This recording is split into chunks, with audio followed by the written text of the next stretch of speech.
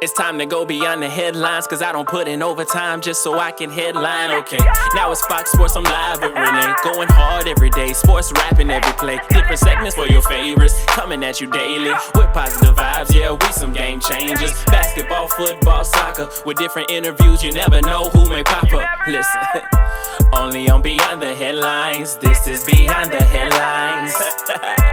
Only on Beyond the Headlines, this is Beyond the Headlines.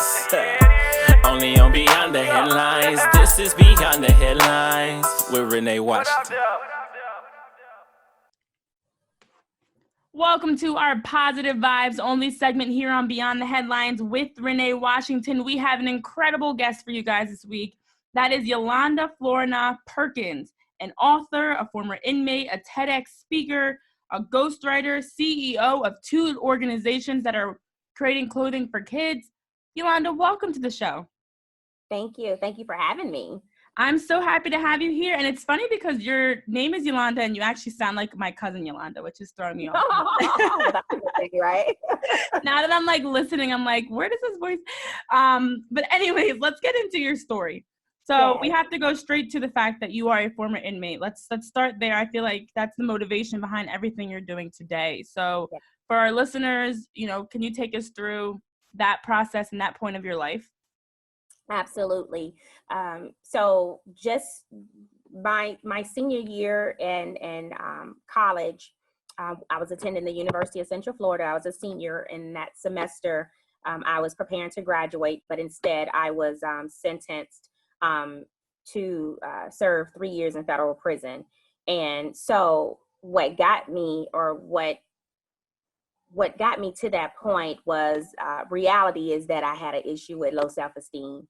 And I didn't realize that the issue of self-esteem would result in me making a choice that would ultimately result in me going to prison. I always tell anybody that I speak with or that ask me about my background, when you speak to kids, even now, if you ask them, what do you want to be when you grow up?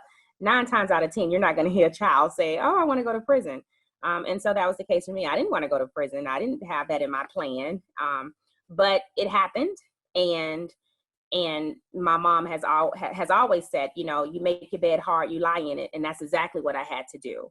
So while a lot of my, classmates were preparing to graduate, I was being sentenced, preparing to go start a federal sentence in prison as an inmate.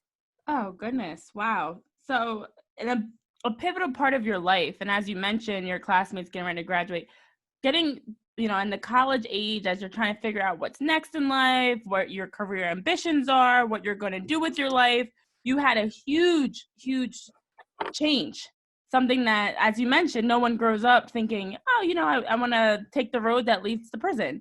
Right. So, from there, can you take us through how that mentally affected you to have that entire change in your life where you go from focusing on what's next after graduation to now knowing you're going to spend 3 years behind bars? Yes.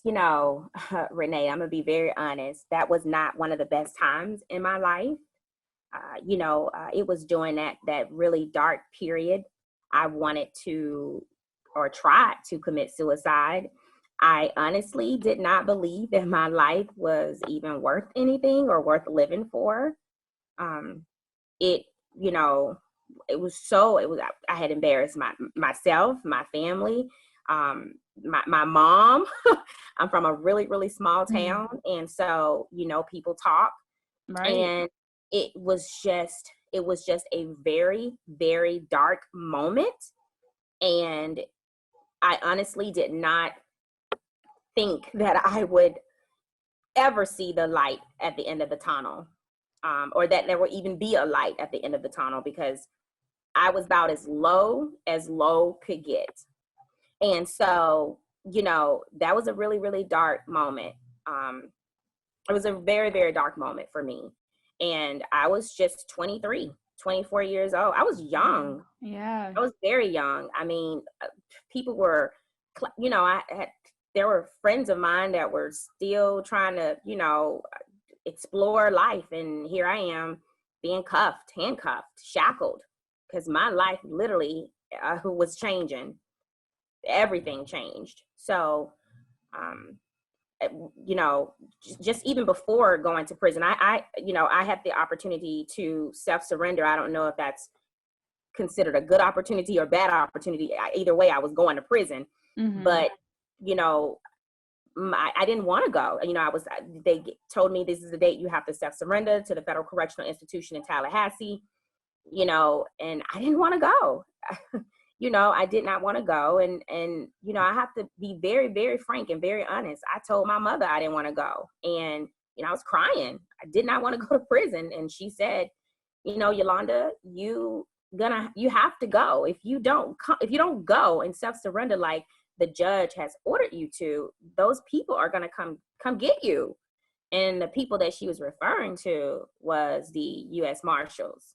Ooh. And so, it was a very, very dark moment for me because no one in my community, no one in my immediate family even thought about something like this would happen to Yolanda of all people. No.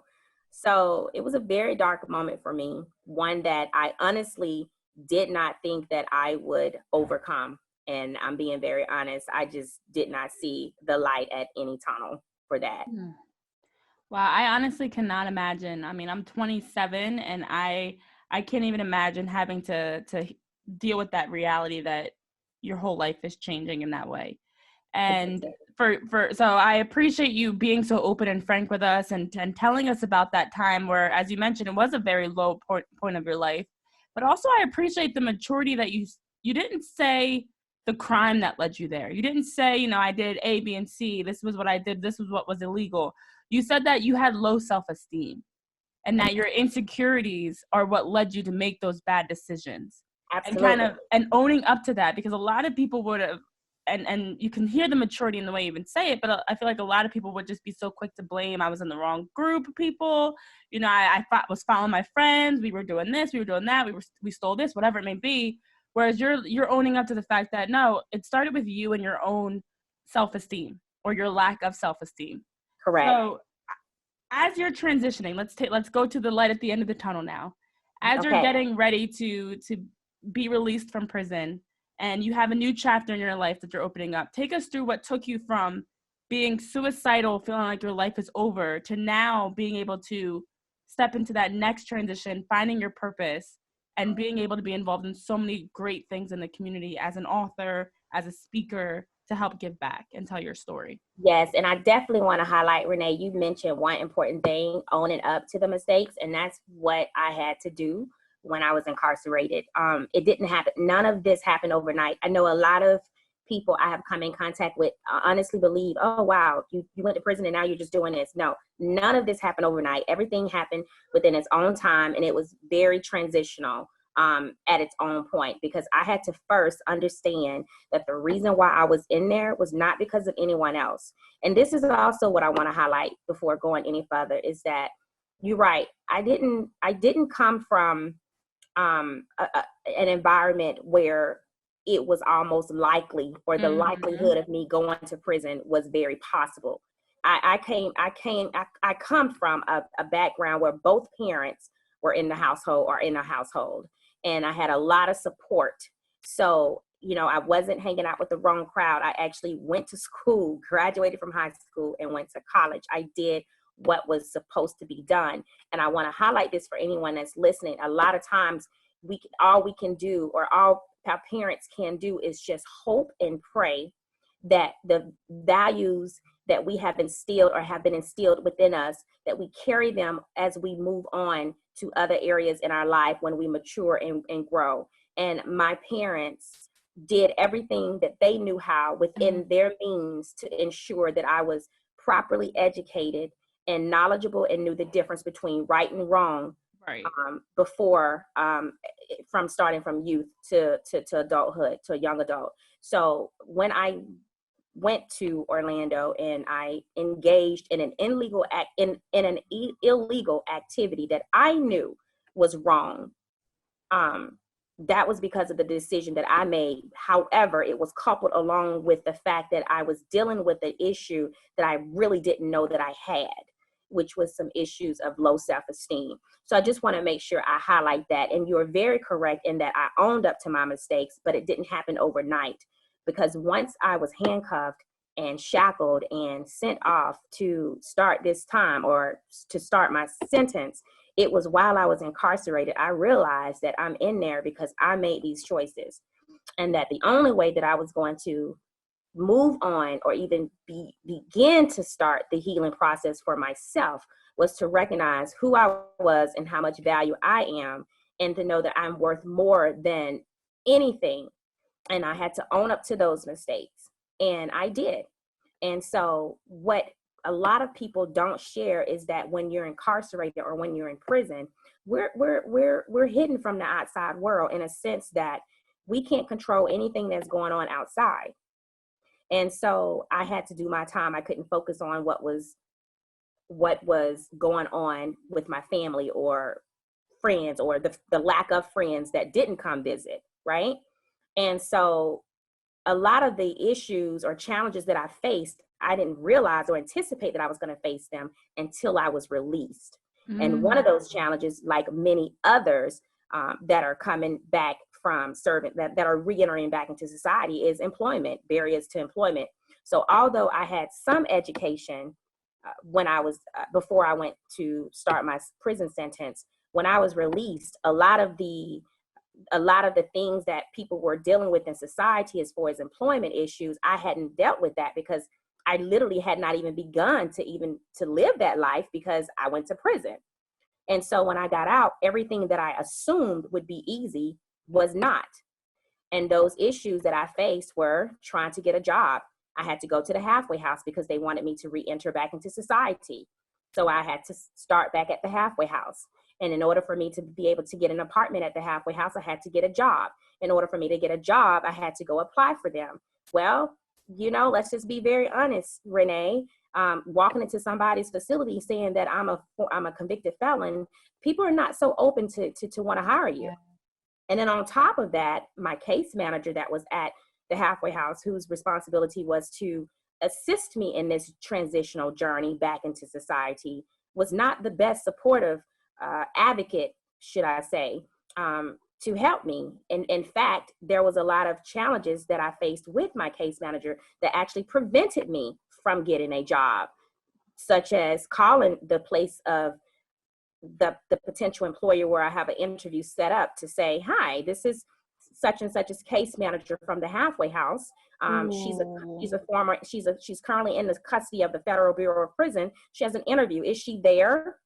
You confirm she's there. And so those were the type of instances and examples that occurred, not only for myself, but for a lot of other individuals that were in the halfway house and other halfway houses around the world that we endure and that we face when we're trying to start back or re-enter into society. So that was a huge challenge for me that is oftentimes not talked about in depth, but it does happen, and it definitely did happen to myself and multiple others. So my challenges that I had didn't stop once I, was released. It wasn't, everything wasn't okay. I had to fight to get an employment. I had to prove to people that I deserved a second chance just like anyone else. And I had applied for jobs. Oh my God, over 250, 60, 300 plus jobs or so. And everyone kept telling me no. And then finally I was given a second chance to work with Goodwill Industries here in the Fort Myers area. But it was only after me facing the fact that if I didn't get a job, I was gonna be violated and returned back to the halfway house. Because that's another issue, is that while you are released and you're at the halfway house, which is transitioning you back into society, you have to pay to stay at the halfway house, a certain percentage. Well, if you're not working, Renee, how are you going to pay for your room? Exactly. And so, so that was another challenge and another barrier that I faced. Ooh, And these are all things, as you mentioned, I mean, even going back to your point about growing up in a 2-parent household where you were raised to know right from wrong, you didn't have relatives around you that were in and out of prison, to also the transition into your sentence and then the transition out of it. These are all things people don't think about. And Right. this was your reality. Yes. You know, this is what you were dealing with, along with so many other people around the world that are dealing with the same issue of the it's one phase to the next, you know, and Yeah. and unfortunately we do see a lot of people that end up going back to prison because, as you mentioned, if you can't get a job, you can't provide for your family, you need to have income. Let's say you've been in prison, you've missed out on, as you mentioned, the world's changing around you. You're behind in a sense, and now you're trying to play catch up, and then that sometimes leads you to make the wrong decision that puts you right back into prison. So Cycle. it's the cycle, and this is part of it. What perpetuates the cycle is the fact that there is no smooth transition from your sentence to re-entering back into society and getting a job and getting a house and having people see you as more than just a former inmate. So Correct. for you, what was that next step to taking ownership of who you are, your incredible story, to be able to now be more than just a former inmate? Correct. You know, Renee, it took some time. It took some time. When I was released, I did not want anyone to know anything about my background because of the shame that I still carried with me. Although I would say, yeah, I'm fine. You know, I've been redeemed. I was still embarrassed. Okay. I'm keeping it all the way real. I was embarrassed. I didn't want anyone to know. And then my maiden name is Flournah. And so it's not a common last name. And so I was like, man, I got to hurry up and get rid of this last name. Oh, goodness. Can someone help me out here? Somebody marry me. Right. But seriously though, it took a year or two for me to build up the courage. And what happened was I was around a family member, and this particular family member was talking to a friend. And in the conversation, although if the conversation wasn't with me, I was just sitting there listening. The family member made mention when one of the friends asked about a cousin of hers. The family member was like, "Oh, you know, he's in school." And I was listening. I was like, "No, he's not." In my mind, I was like, "No, he's not in school. He's actually in prison." And that's what I realized. Wow, I've allowed my environment to kind of deter me, or should I say, hinder me in releasing how I felt. And so what happened was, it was after I got married, my husband and I, a year or two after I got married, my husband and I was expecting our first child. And I was placed on bed rest due to the complications. And while I was on bed rest, and this is what I want to make mention, this is why it is so important who you have in your circle, because your circle of influence will encourage you and remind you who you are. And while I was on bed rest, my pastor and his wife would come over to check on me. And he would say, "What are you going to do while you're laying down on bed rest?" And I was like, "Nothing. I'm just chilling. You know, I'm on bed rest." Right, enjoying this laying. Right. And so he said, "I really think you need to get some pen and paper, and you really need to, you know, journal or highlight this, write a book." And I thought, yeah, right. I don't know how to write a book. Right, But right. with each visit, it was the same thing. And so when you are surrounding yourself around people who are putting a fire to you and holding you accountable, it makes it easier for you to say, you know what, I'll give it a shot. And so while I was on bed rest, I've always been a pretty quick typist. I got my laptop out, and while I was on bed rest, I wrote my first book, Consequences. And it was at the moment when I was hosting my first book release lunch for Consequences, is when I made a statement to say, no, I'm not, you know, a lot of people have been asking me where I have been, what I've done over the, you know, last 2 to 3 years or whatever. I was in prison. I was incarcerated, and I'm not going to be shamed anymore for this. I'm not going to be embarrassed by this. I did what I did, and I'm moving on. And for those that cannot accept it, we have no business talking, and I'm going to move on. And that was kind of like the platform that got me started, because it was at that point, Renee, it was at that point, someone else came up to me, was like, oh my gosh, can you tell me, how did you do this? I went to prison too, and I'm so ashamed. And I was like, Oh, wow, and I didn't realize that incarceration carries a huge guilt, a huge shame internally for a lot of people, emotionally, mentally, physically, and even myself, Renee. I didn't realize how much of an impact me being incarcerated had on me, even to the smallest things, such as hearing a lot of keys. I associate that with correctional officers being counted for count time. And so I do not carry a large amount of keys on my keychain because of those little things. And so, and another thing that's not often talked about is mental health. A lot of people get out of prison. You should get counseling. There should be some type of platform to have available for someone coming out of prison. So all of these little things, again, the challenges that I faced, I really didn't face them until after I got out. And then what I realized was that when what I realized is, looking back, is that I didn't have anyone that I could look up to who had, one, made a mistake, two, overcame that challenge, and three, can show everyone that, yeah, you know what, we made a mistake. I made a mistake, but you can get through this. And so I became what I needed to be for other people as well. I love that. So, so what happened is one inbox message continued, and then more inbox messages continued. And more inbox messages continued, and then more requests came, and then more questions. How were you able to do this? How do you answer when someone asks, have you been incarcerated? What do you do? And so that I realized, oh my God, there's a need for this. Like, this is not being talked about, and it needs to be. And thankfully, Renee, as we look forward to 2020 and look forward over the last few years, even moving into this new decade, there are a lot of more platforms out there that is in place to support those individuals like myself that have been incarcerated.